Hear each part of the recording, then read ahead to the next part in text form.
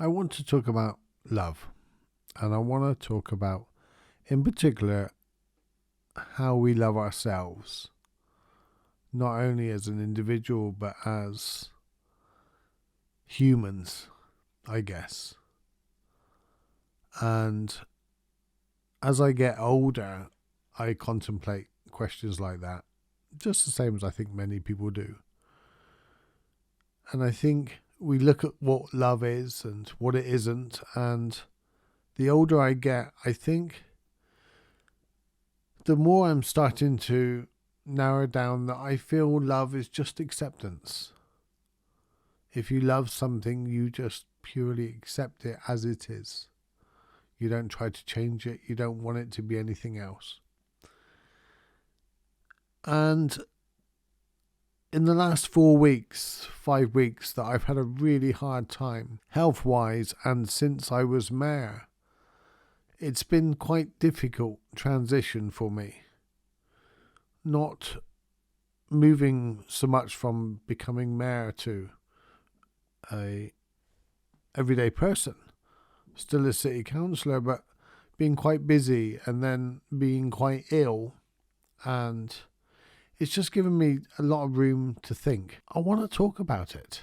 I haven't done a podcast for a little bit, and I just want to have a conversation about what it means to love ourselves, what it means for you to love yourself and humans as a whole. There's a lot of hate in the world. There's a lot of anger in the world. And what would it mean if we just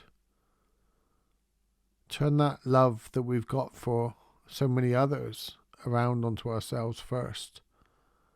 And that's what I want to talk about today in today's podcast.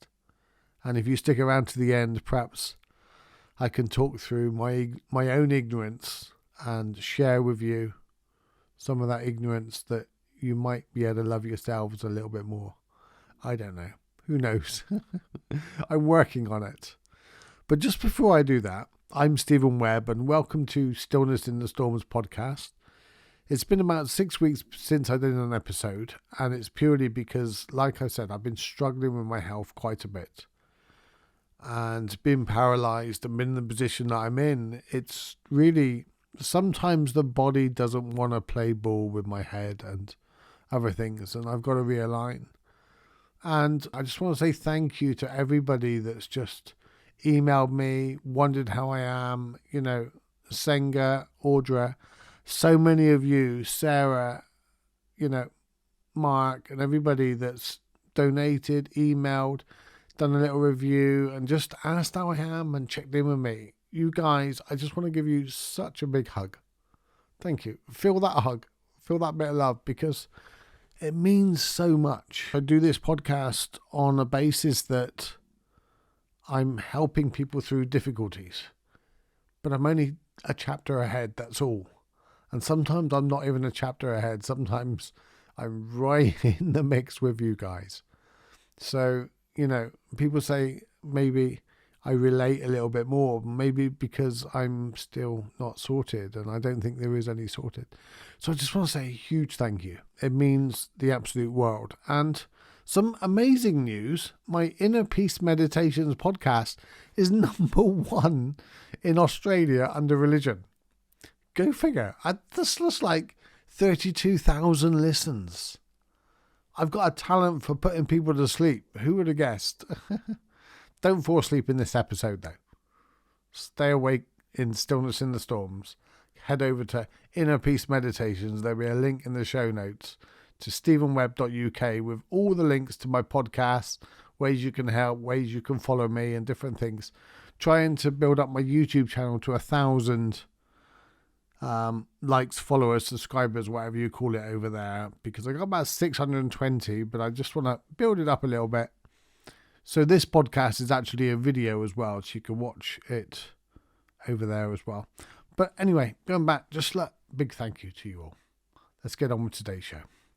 So I was sat in the cathedral last night. I had a meeting. I had about an hour to kill. So I was sat in Truest Cathedral. And it reminded me, when I was looking down the whole of the cathedral, there's a kink. And these are beautiful buildings that this was the first cathedral built of this style and this grandeur for 850 years in the UK. The last one was Salisbury Cathedral. So go figure, we built this cathedral. I say we, I didn't. But people from Cornwall built this cathedral 120 years ago. It was complete about then. And so it's kind of crazy to think when you sit in a cathedral and you got like people that would have been great granddads of people that are alive today helped build the cathedral. Anyway, I digress slightly. But a couple of years after I joined the council, I became the vice chair of planning. And suddenly I was looking at buildings around Truro in a completely different way. Who built that there? Why did they put that there? Suddenly I had a whole new perspective of the city that I grew up in. And I was looking at the cathedral on Google Maps and I was like, it's bent. Halfway long, it's crooked. That's never right. Perhaps the map's wrong. Perhaps the photograph's wrong. And I mentioned it to the chair of planning and Morris Fellow, and he said, yeah, when they were building it, you had the St. Mary's Church, which was the original 850-year-old building. They didn't take it down. They kept on that same trajectory, and they realised that they would block the road, so they had to change it halfway through. So you cannot... The problem is, now I know, and now I'm sharing it with you, you cannot not see that kink. But it's not broken. It's fine. It's a perfect cathedral just the way it is. And if you look deeply on anything, even the most perfect cathedrals, they'll have flaws. They'll diverse in some little way. And it just made me think when I was sitting there thinking, right, well, how do we love this cathedral? We just love and accept it the way it is. And then I thought about my dyslexia. And I thought about the book that I read by Malcolm Gladwell, David and Goliath, where he says about dyslexia in there was really it's a good trait to have because it helps us to navigate life in a different way. Let's face it, we didn't have the alphabet until, the Persians come up with the alphabet because the rich people were fed up with people nicking their stock. So they come up with the alphabet in a way of writing, not for poetic song or poem reasons and all that. It was literally so they could stock take to keep an eye on the minions that were stealing their stock. Yeah, that's humans for you. Progress is not always the most romantic way. But then we got poetry and we got music because of diversity and because of differences. We probably even got fire because someone had a crazy idea. Hey, let's light a fire. And everyone around went, what's that? It's like, so all of these differences, all these diversities, and like just my dyslexia. And because of the way I think, so literally this is my head I'm going to share with you now. And I know whenever anybody sits down and meditates and all that, their mind thinks and everything like that. I think that's quite the average for the mind. The more you sit down, the more you try to quieten your mind or do any of those things, the more the mind thinks. You know, the average person has 56 thoughts per minute or something like that. It's like 56,000 thoughts a day. It's something crazy. They're just constantly bombarding us with thoughts. No, it's 46 thoughts, 40 to 46. Anyway, so if you think of, I suppose, the average mind, we often look at it as a couple of colours. Well, my mind is like 20 different colours. And they're all firing at the same time. And like right now I'm doing this podcast and I'm focusing so hard on not going down every tangent story that my mind's literally throwing at me. While I'm talking to you, my mind's going, go there, go there, go there, do this, do that. What are you going to have for tea? And it's constant. And it's why, and I was looking up and reading, and I was speaking to my doctor and things like that, and a friend of mine's about this mind and the way it works. And apparently it's a form of ADHD, which we've labelled for years as a problem. Same as dyslexia, we've labelled for years as a problem. But it's not, it's just the way the mind works. It's not good nor bad. It's not a problem or not a problem. It's just that's how that mind works. But we look at it because it's away from the average. that it's a problem. And you can go back to history, and just before this podcast, I done a bit of research, and you look at the people in history that we really look back on now and that really changed things. Albert Einstein, believed to have dyslexia. Einstein's unique way of thinking revolutionized physics with the theory of relativity. Leonardo da Vinci, he had dyslexia as well. Wolfgang Amadeus Mozart, he had ADHD. Sir Isaac Newton, he had characteristics of autism.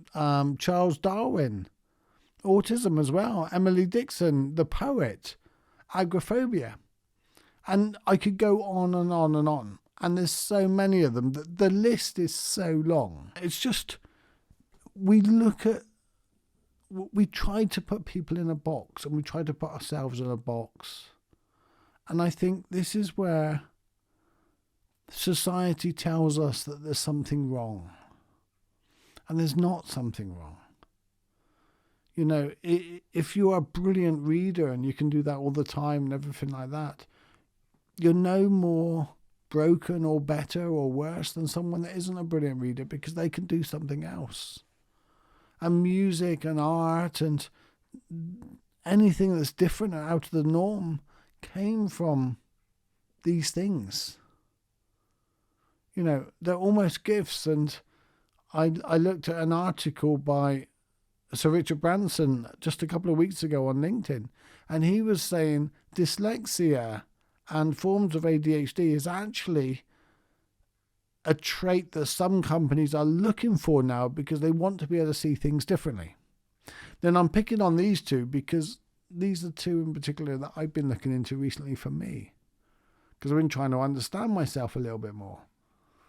But for years I grew up thinking that because I couldn't read properly, and what I read, I couldn't focus on it.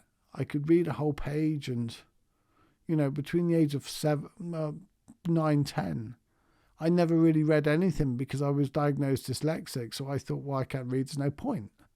So I faked my later schooling.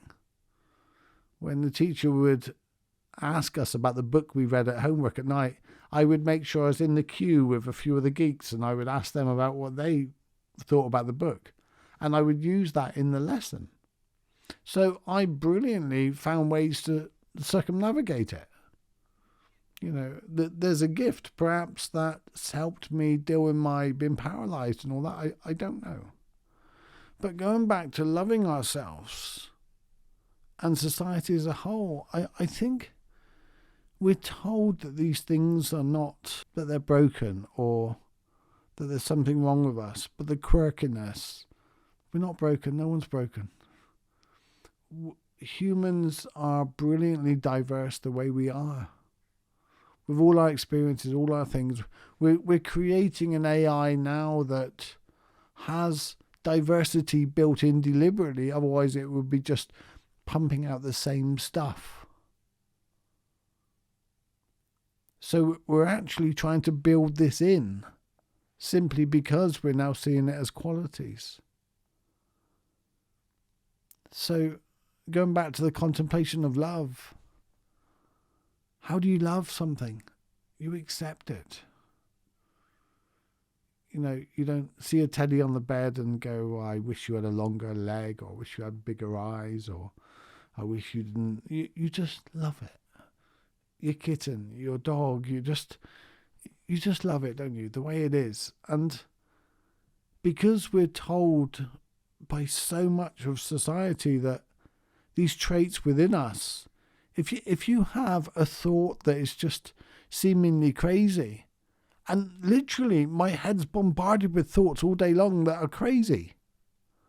If I was to share my thoughts with you and what comes into my mind on a daily basis, I feel like I would be locked up. But I don't think I'm any different. I think you're probably listening to this podcast going, yeah, me too. Because I think that's the reality of being human. But how do you love something like that when we've been told that it's not right? They're not kind thoughts. They're not all my thoughts are loving and kind and compassion. Trust me. On the contrary, most of them aren't. Does that make me a bad, terrible person? Or society have said for such a long time, yes. No, it makes me human. It makes me, I was going to say normal then. It's not normal. It just makes me human. There is no normal. There's the average.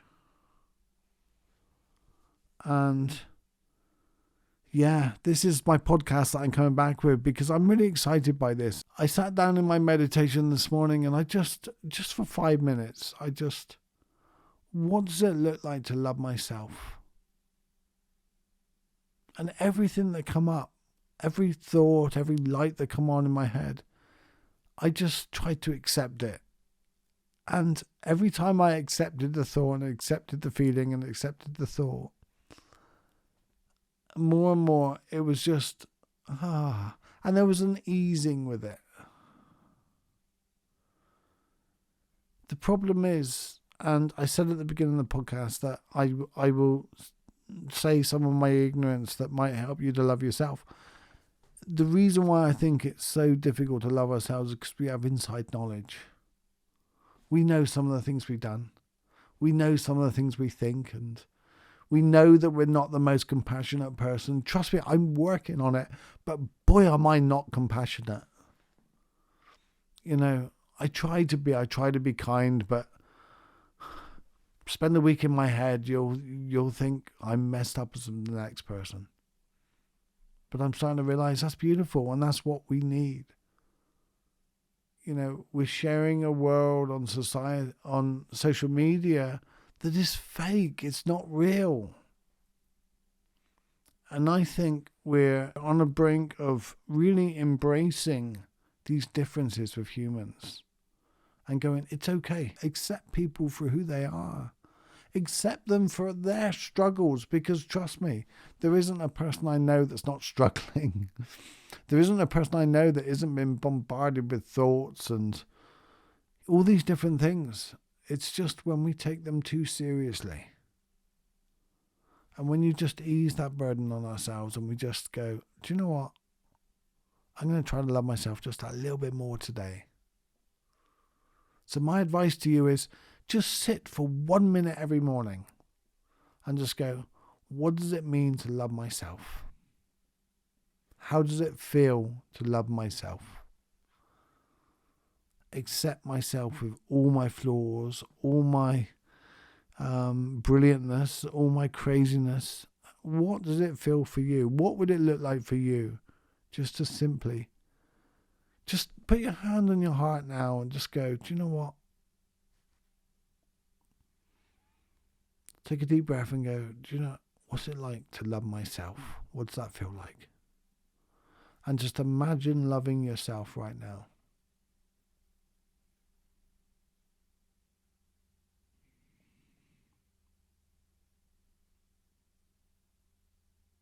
And do you know what that feels like to me? It just feels like a burden lifted. Because loving ourselves doesn't take effort. It's not something we have to do. It's something we are, the natural state, the natural relaxed state is love, is acceptance. When you accept your body just sat here, when you accept this moment just sat here, that in itself is love, isn't it? If you've got a different take, let me know. I don't know if I'm right. You know, I'm more ignorant than the average person. I'm just trying to work out stuff myself and stay ahead of my suffering. That's all I'm doing. Yeah. What does it feel like to love ourselves? That's my podcast. I am so happy to be back. I have so much more energy. I'm eating brown flakes every morning. And that's another form of loving myself. No sugar, just brown flakes. Taking one for the body. But yeah, I love you guys. I love doing this podcast. And thank you for the reviews. Tell me where I'm doing it right. Tell me where I'm doing it wrong. Share it with your friends. If this helps you, it may help somebody else. And ultimately, deep bow and thank you to all the donators that buy me a coffee, that join as a member, and that have persevered and stuck by me in recent weeks when my health hasn't been good. I'm just glad to be back. And now you have an insight into my mind and why I get overwhelmed and why I get every single given moment. It's just like, whoa, party time. And that's okay. The committee of 3,000 in my head. And you've probably got exactly the same. Let me know. Head over to stephenwebb.uk. You can support the podcast. You can check out my other podcast with the meditations. And you can also message me. There's a few messages I haven't replied to yet, which I'm going to get to over the weekend. But you guys are just awesome. And I love you. And above all, just feel what it's like to love yourself. Feel what it's like to accept yourself. Take the word love out if it has too many connotations with you.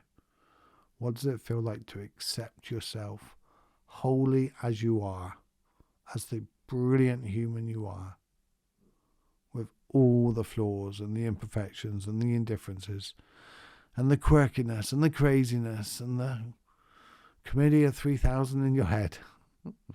Take care. Thank you.